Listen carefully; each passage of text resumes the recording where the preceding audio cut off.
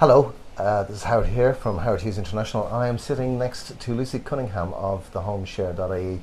Lucy has a brilliant business. She's just a startup. How long are you in business now, Lucy? It's about 9 months now. 9 months. 9 months. Wow, It's still flown young. by. Yeah. It'll have its legs soon Legend. if it was a child.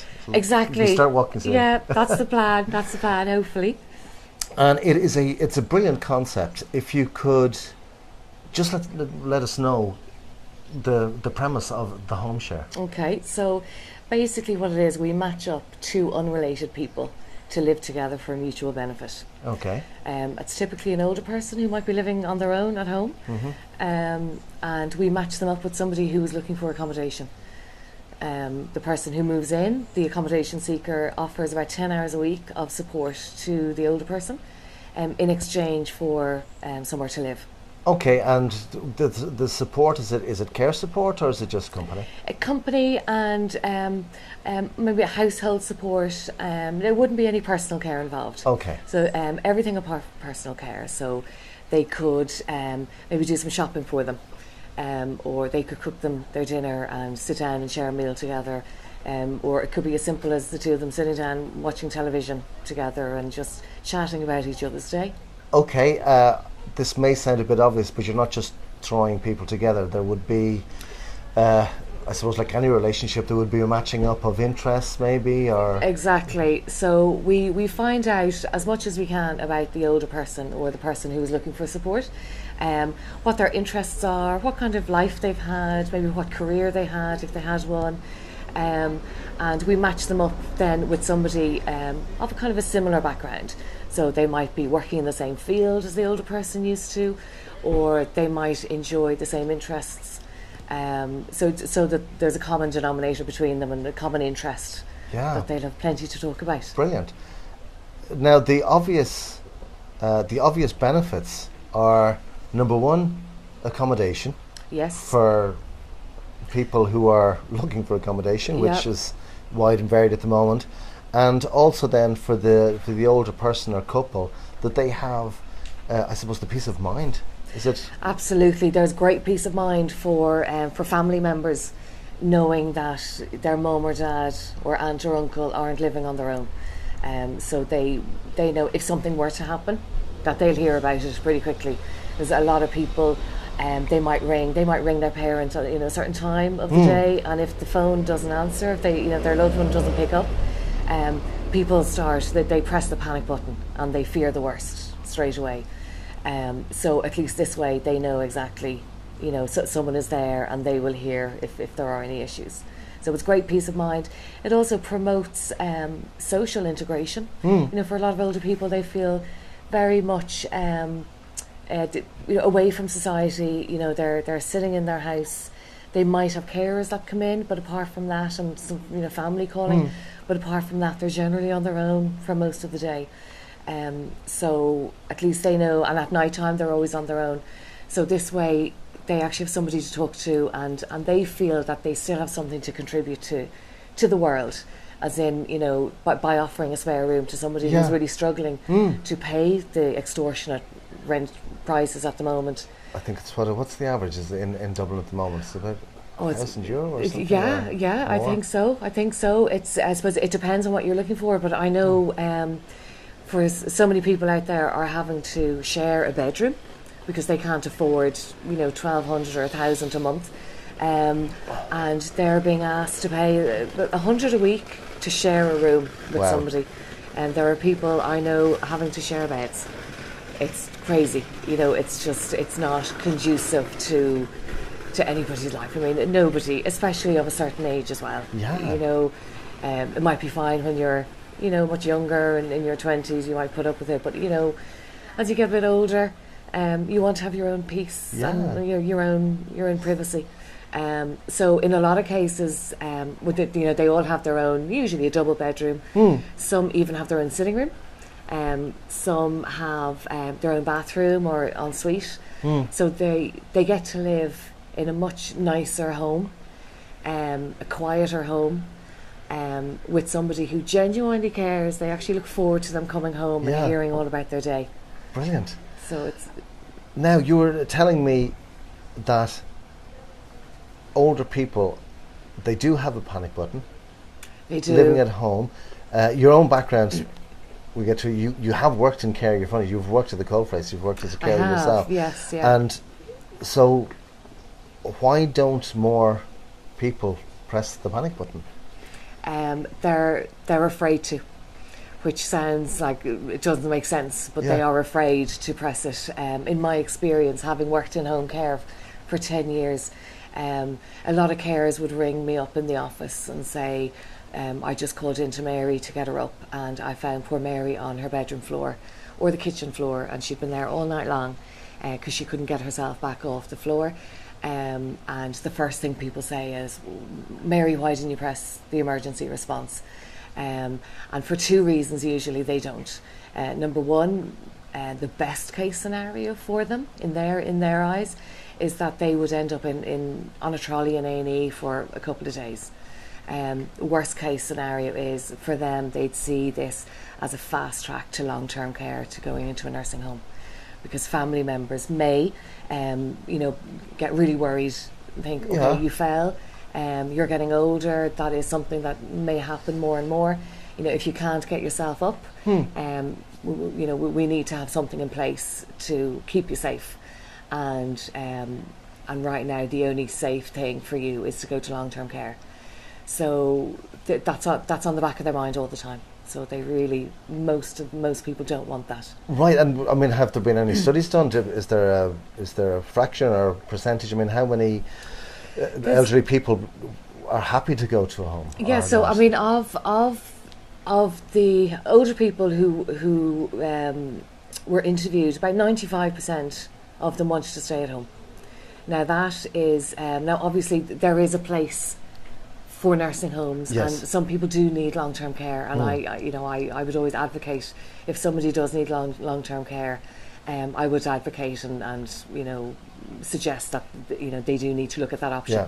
But for other people who are relatively independent and they are able to stay at home on their own, but they might be a bit lonely and they just want the reassurance of another human being in the home, and if anything were to happen at night, of all of those people, they do want to remain at home.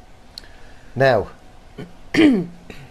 like matching up any relationship, there has to be the sense of security that this person, possibly the younger person who's moving in, is not a threat to the family or to the older person. So is that something that you look after yourselves? It is, yeah. So we'd be we're very particular about who we take on from both the householder and the sharer.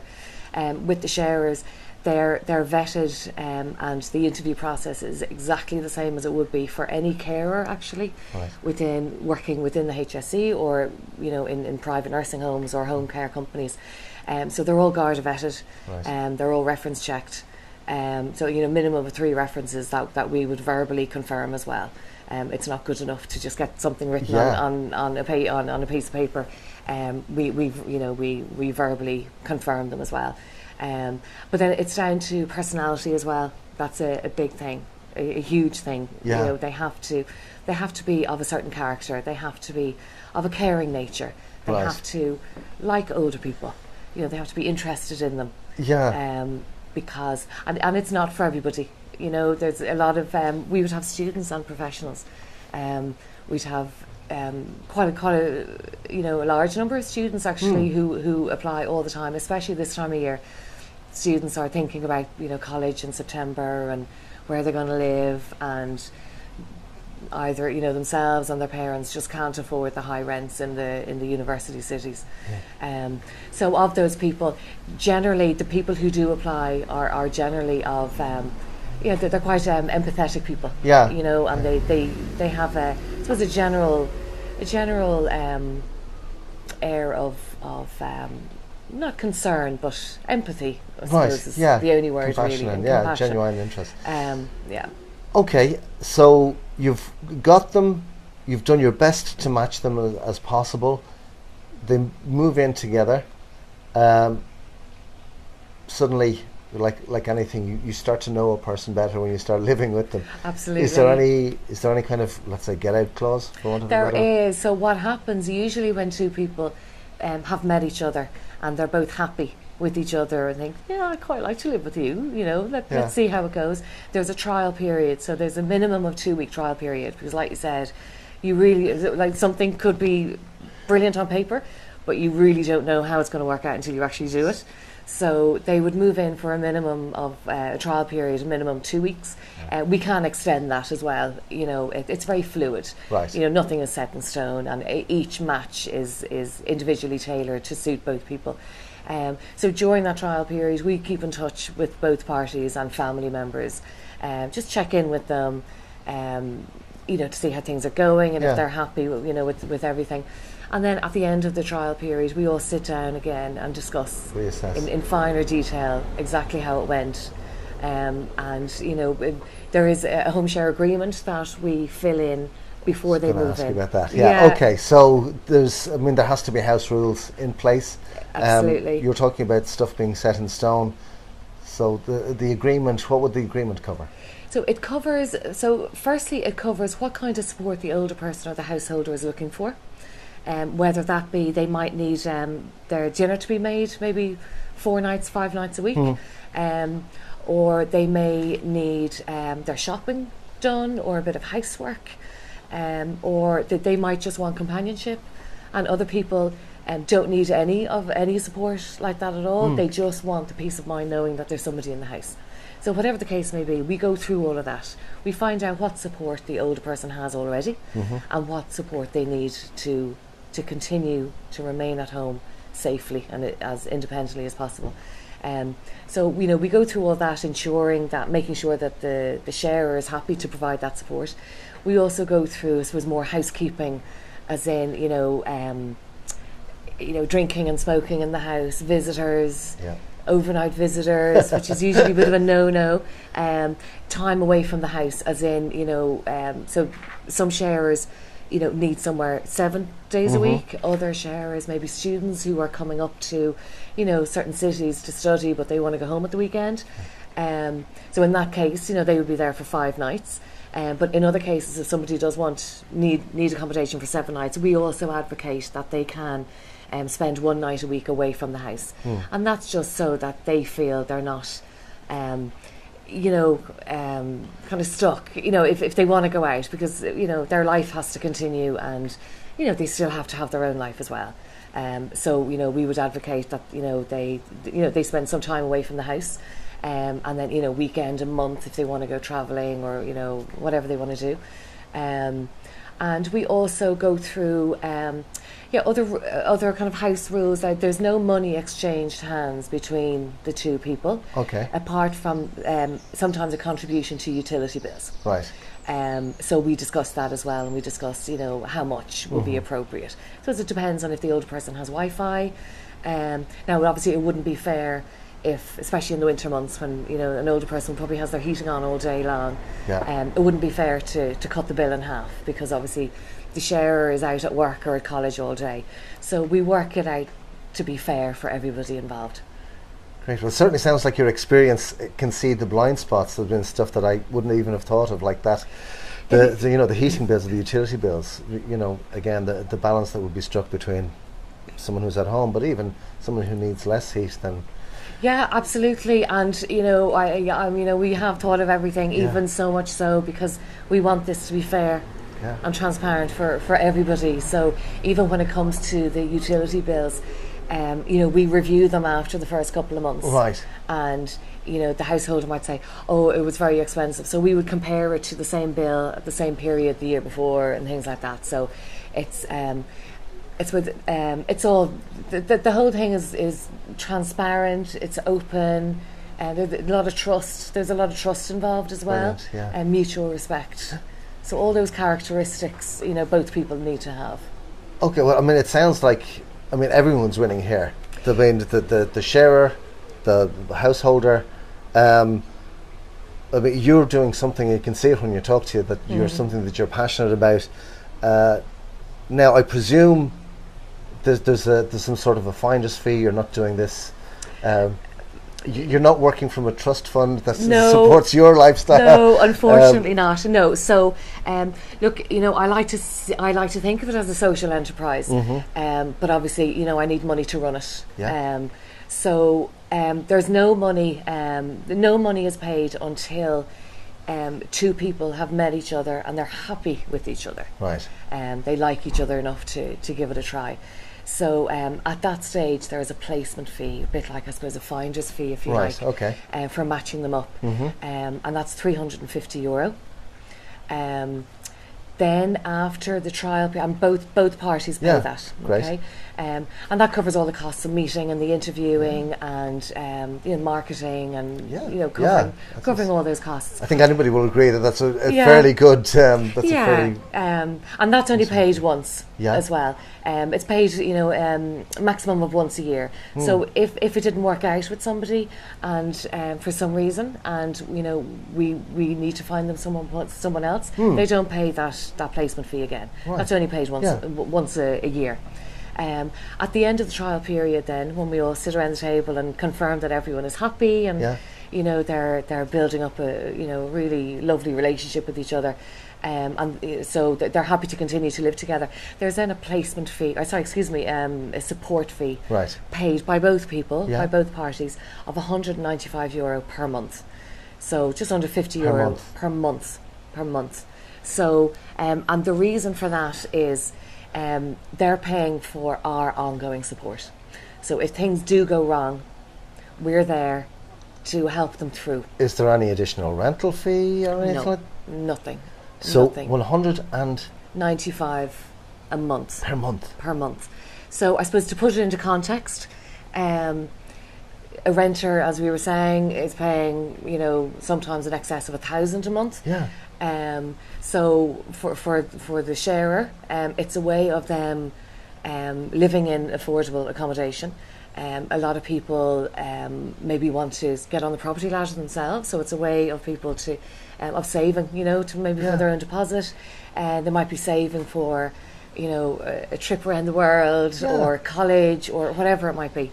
And for the older person, then, I suppose, to compare what they're getting, what the support they're getting with the sharer, just the 10 hours a week of support and companionship. If they were to go down the conventional route of other private home care companies, they would be paying over £1,000 a month just for the 10 hours a week. But then they have the added benefit then of having somebody at night. Okay. As well, which I know if people paying privately in a private arrangement. Yeah. Or to give you an example, one of my householders, she was paying somebody €80 a night to go in and give her a cup of Ovaltine and some biscuits at about 10 o'clock, walk her to bed, even though the lady got herself into it, but just to make sure she was in bed safely. And then in the morning, she would give her tea and toast at 7 o'clock and the carer would leave. And this lady was paying €80 a night for this. If she was going through a private home care company, she'd be paying $170 a night for that. Now she's getting that for $195 a month. So everybody is happy. There is one question people do ask me. Yes. And I'm very, you know me, I'm very transparent. Yes. Everybody knows, everything about how this works. It's important for people to Absolutely, know, the finer details and the small print. A lot of people say, well, once that match is established, what's to say, or why do they need you? Surely they could say to each other, well, let's just get rid of the HomeShare because we really like each other, we're getting on, and we'll save €195 each per month. And there's nothing to stop people from doing that, nothing at all. But they won't get the support. So if things do go wrong, they wouldn't have the support. I mean, let's recap. Else. You've Garda vetted. You're there for any kind of, I don't want to say if there's a disagreement or something, you're there. You're on hand. I mean, it's like a mediator, I suppose. It's a mediator. That's that's what I'm looking for. Yeah. And it's not those two parties that you're giving peace of mind to, but it's the extended family of both the sharer. Let's say who's a student. I mean, their parents want to know that exactly. that their boy or girl is in good hands, but also those again, when we were talking about people, I want to say adult children, because you're always a child until your parents pass on. Yeah. But they have now families of their own. They don't have the time to give to their parents, respectively, unless they're living with them, and which most children choose not to do.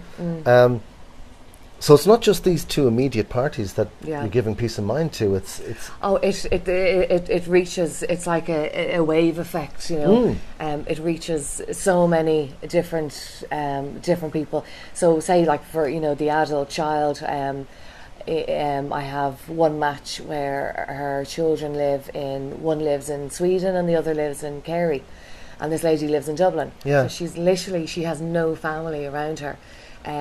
So another reason why this support fee is paid, for peace of mind for the adult children. So if the sharer might say to me, you know, she might ring me up and say, look, I wasn't happy with Mary this morning. She didn't want me to get an ambulance, but she was just looking a bit off. I would then, on behalf of the children, I would ring the public health nurse or the GP. So I suppose the HSE professionals are happy because that there's another support out there. I suppose so. You know, the sharers are like the family's eyes and ears as well, and the public health nurses and the GPs. And now you're talking about external, but you mean your own background? You've trained as a nurse yourself, or you trained for a while as a nurse yourself? Yeah, I did. Yeah. And you've also worked as a carer. You've worked. I worked from the ground up. Yeah. So, you know, I worked in home care for 10 years. So, I've seen it all. You know, I've seen it all. I could write a book. And the carers are just incredible. And they're not. I know there's a lot of talk on the media at the moment about carers and you know, their pay rates and working conditions and so I'm following that very closely. But just to make that distinction now, you're not HomeShare is not home care. No, it's great to complement a home care package. So I suppose, you know, the vision. I suppose the reason I said, one of the reasons I set this up was because a lot of people who do receive a home care package from the HSE, they might get up to 21 hours a week, which is 3 hours a day. Now, they're very lucky if they get that much. Usually it could be just 1 hour. I know a lot of people who have dementia who are living on their own, and they're getting maybe 1.5 hours a day. So they're actually on their own for, you know, 22.5 hours every day, which is an incredibly long period of time for anybody, especially if they're vulnerable. So the carers, I suppose the difference between a carer and a sharer is a carer offers personal care. So they would help people with their personal care, like showering, if they need assistance, you know, going to the toilet and that kind of thing. The sharer doesn't get involved in the personal care side of things, but everything else they do. So they're on hand. Yeah. So they complement each other really well. Well, Lucy, how can people get in touch with you? So our website is www.thehomeshare.ie. Our phone number is Dublin number 01 209 1916, or to make it a bit easier, 01 209 1916. And the one of the email addresses is info@thehomeshare.ie. The HomeShare. We're also on Facebook, the HomeShare, and we're on Twitter as well. So but all the links are on the website as well for the social media. Brilliant. Well, thank you very much for taking the time to talk to us today. Lovely to talk to you. Thank you so much, Howard. Talk to you soon. Yeah, great.